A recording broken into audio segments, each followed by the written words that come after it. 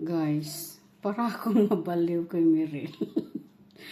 Ano ba ito ginawa ni Mirel? What are you doing? Grabe ang kalat.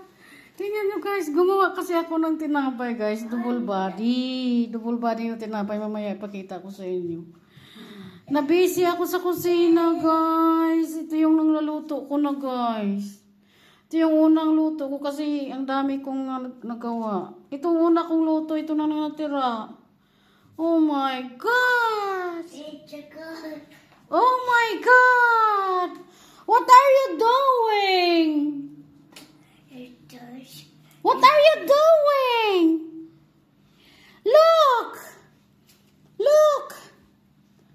Now what are you doing? No! Don't step there. Gosh, guys. Grabe, nakalimutan ko talaga. Wala na talaga sa isip ko yung pinggan. Yung pinggan pa lang nakuha niya, guys.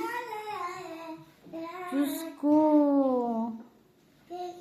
So, ito guys, ang double body na ginawa ko na nilaruan ni Mirel.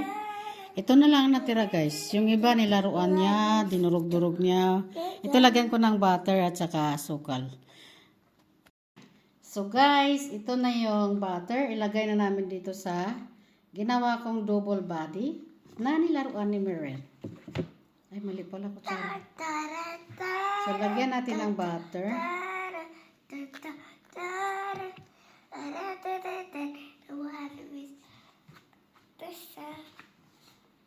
Tapos, ang dito din guys, lagyan natin.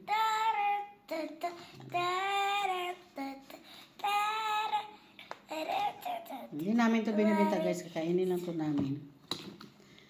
Ay. Diyos ko.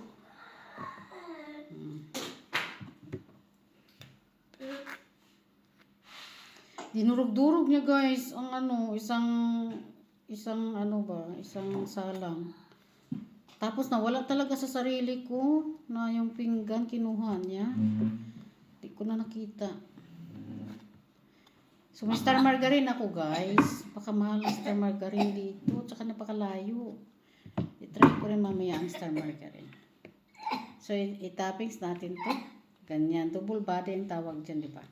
Tapos, isaw-saw natin sa asukal. Isaw-saw. Isaw-saw pa mo. Ayan. Ganyan guys. Ayan. Double body. So, pakita ko mamaya sa inyo.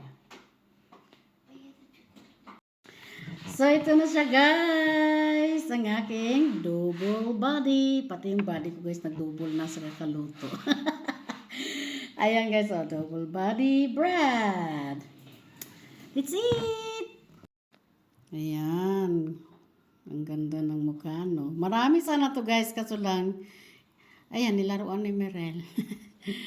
So, hindi ko napakita sa inyo guys kung paano ko to ginawa. Basta, ganito lang siya. Kasi napakakulit ni Mirel. Hindi ako makano. Kulit mo, no? Kulit ka?